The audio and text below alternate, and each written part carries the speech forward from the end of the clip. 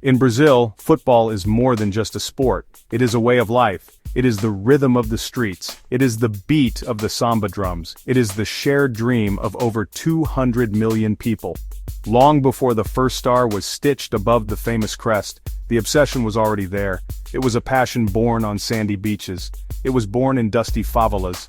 It was born on makeshift pitches in every corner of this vast, vibrant country. Every child kicking a ball dreamed of wearing the iconic yellow and blue. They dreamed of bringing the ultimate prize, the Jules Rimet Trophy, home. The most painful blow came in 1950 on home soil. The country expected victory at the Maracana, but defeat to Uruguay plunged the nation into mourning.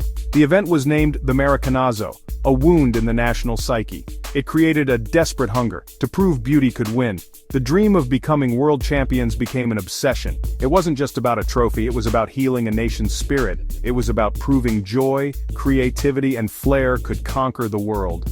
Pressure weighed on every player who pulled on that yellow shirt. They carried millions of hopes. They had to turn pain into destiny. That desire became the fuel for one of football's greatest stories. Every 4 years, Brazil came to a standstill. From the Amazon to Sao Paulo and Rio, the country united behind a single dream. Not just to win, but to win with style. The stage was set. A generation of extraordinary talent would make that dream reality, 5 times over. The year 1958 was a turning point. Brazil arrived in Sweden with a squad brimming with talent, and a new tactical system. Didi, the midfield general, Garrincha, a winger whose dribbling skills seemed to defy logic. But it was a 17-year-old boy who would capture the world's imagination. His name was Edson Arantes do Nascimento, but the world would come to know him as Pelé. This was the tournament where Brazil would finally show its true potential. His incredible goal against Wales in the quarter-final, where he flicked the ball over a defender and volleyed it home.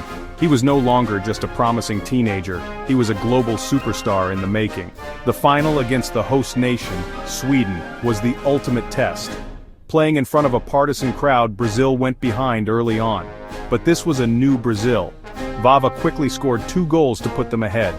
The team played with a swagger, a belief that they were the best in the world, and they were going to prove it. That final is remembered for 2 moments of magic from Pelé. He scored a breathtaking goal, controlling the ball on his chest, looping it over a bewildered Swedish defender, and volleying it into the net. It was a goal of such audacity and skill that even the Swedish fans applauded. He added another with a header in the final minute, sealing a 5-2 victory. The tears of joy streaming down the young superstar's face as he was carried on his teammates' shoulders became an iconic image.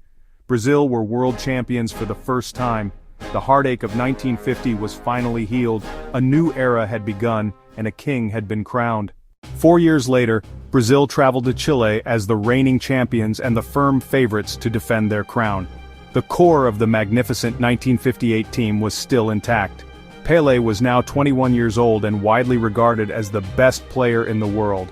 Garrincha, Didi, Vava, ready to once again mesmerize audiences with their sublime skills. However, disaster struck early in the tournament. In just the second group game against Czechoslovakia, Pelé tore a thigh muscle. His tournament was over.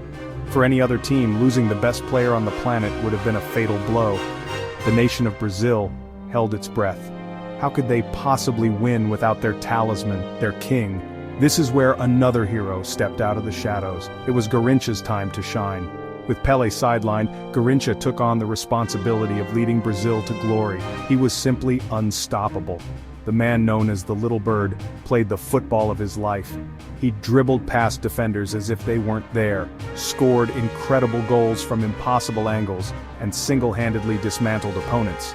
In the quarter-final against England and the semi-final against the hosts, Chile, he was the undisputed star, scoring 4 goals across the 2 games. In the final, Brazil once again faced Czechoslovakia. Despite Garrincha playing with a high fever, the team showed its collective strength and resilience. They fell behind early, just as they had in 1958, but they didn't panic. Goals from Amarildo, Pelé's replacement Zito and Vava, secured a 3-1 victory. This triumph was special for a different reason. It wasn't just about the genius of one player, but the strength of the entire squad. They had faced adversity and overcome it, solidifying their status as the undisputed giants of world football. The 1970 World Cup in Mexico is often seen as the pinnacle of football. It was the first tournament to be broadcast in color. Brazil provided a spectacle worthy of the new technology. The team they brought to Mexico is considered by many to be the greatest football team ever assembled. It was a symphony of attacking talent. Pelé was back for his fourth World Cup, now a mature and experienced leader. Jairzinho, the powerful winger. Tostão, the intelligent center forward. Gerson, the creative brain of the midfield. Rivellino with his ferocious left foot shot. A team built to attack, to entertain, and to win. Their journey to the final was a procession of beautiful football. They played with a joy and freedom that was simply breathtaking. Every match was a celebration of skill, movement, telepathic understanding between the players. They won all 6 of their games, scoring goals for fun. Jairzinho made history by scoring in every single match of the tournament. The final at the magnificent Azteca Stadium was billed as a clash of styles, Brazil's attacking flair, Italy's famously stubborn catenaccio defense. For a while Italy held firm, but the relentless yellow wave was too much to handle. Pelé opened the scoring with a towering header, his 100th World Cup goal for Brazil, including qualifiers. It was a historic moment. Though Italy equalized, Brazil's superiority was never in doubt. They moved into a higher gear in the second half, playing a brand of football that seemed to come from another planet. The fourth and final goal in their 4-1 victory is perhaps the most famous goal in football history. A stunning team move involving 8 different players, a perfectly weighted pass from Pelé into the path of the onrushing captain, Carlos Alberto, who smashed the ball into the net. By winning the World Cup for the 3rd time, Brazil earned the right to keep the Jules Rimet trophy forever. They were not just champions, they were artists who had perfected the beautiful game. After the glorious triumph of 1970, Brazil entered a long and frustrating period. The Jules Rimet trophy was theirs to keep, but the new World Cup trophy proved far more elusive. For 24 years, the nation waited. Pelé, Garrincha, but never saw their own team lift the famous trophy. It was a heavy burden for the players who followed. They were always being compared to the legendary 1970 side. The world expected Samba football, but the results just weren't coming. There were moments of brilliance during this long drought. The 1982 team is remembered as one of the most entertaining sides never to win. Zico, Socrates, Falcao. They played wonderfully creative, attacking football. They seemed destined for glory in Spain. However, defensive frailties were exposed by Italy, and they were knocked out. Zico dejected on the pitch after the Italy loss. 1986-1990, falling short to disciplined European opposition. A sense of national pessimism began to set in. Had Brazil lost its way? The yellow shirt now felt heavy. The country's love for the game remained, but swagger turned to nervous hope. This 24-year gap intensified the hunger for a 4th title. This wait set the stage for 1994. The team to the USA carried a nation's desperate hopes. The Brazil team that arrived in the United States for the 1994 World Cup was different. Coached by pragmatic Carlos Alberto Pereira, this side was built on a solid defensive foundation. The flair was still there, but it was balanced with a new sense of discipline and organization. Led by the quiet and determined Captain Dunga embodied a more professional approach. The stars were the dynamic striking partnership, Romário-Bebeto. Romário was the team's spiritual leader and talisman, a genius in the penalty box, a clinical finisher with an explosive burst of speed. He promised to bring the World Cup home, and backed that promise with incredible performances. He scored crucial goals throughout the tournament, including the vital winner in the semi-final against Sweden. His partnership with Bebeto was telepathic. Most memorable, the quarter-final against the Netherlands. Bebeto scored and celebrated by rocking the baby for his newborn son, a celebration that became famous worldwide. The journey to the final was not easy. The heat of the American summer was draining and the matches were tight and hard-fought. Brazil had to dig deep. They showed a mental toughness missing from previous campaigns. This was not the beautiful, carefree football of 1970. This was a gritty, determined team that knew how to win. They ground out results, relying on their solid defense, Alder, Marcio Santos, and the brilliance of their 2 strikers. The final against Italy at the Rose Bowl in Pasadena was tense and nerve-wracking, a rematch of the 1970 final, this time a cagey battle with few chances.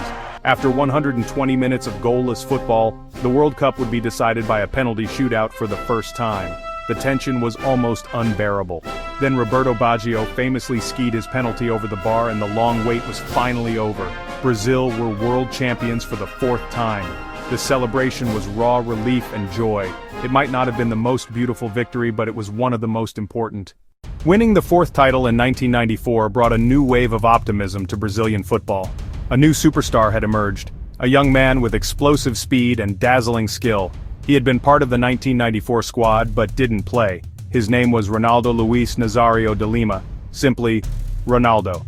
By the time the 1998 World Cup in France came around, he was the undisputed best player on the planet. He was a phenomenon, a striker who combined power, pace, clinical finishing. Brazil, the reigning champions, built their team around him and were the hot favorites to win a fifth title. The tournament in France seemed to be following the script perfectly.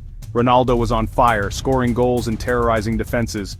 The stage was set for his coronation at the Stade de France against the host nation. But on the day of the final, a mysterious event threw everything into chaos. Ronaldo suffered a convulsive fit just hours before the match. The details are still debated to this day, but the impact was clear. He was initially removed from the starting lineup, then reinstated at the last minute. He was a shadow of himself on the pitch, a ghost wandering through the biggest game of his life.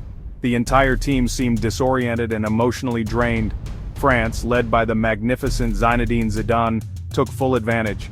They won the final comfortably, 3-0.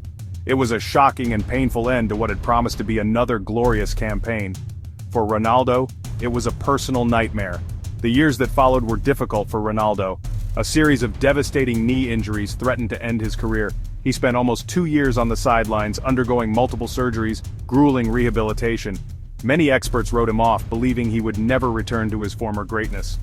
But Ronaldo was driven by a powerful desire for redemption. He was determined to overcome his physical and mental scars.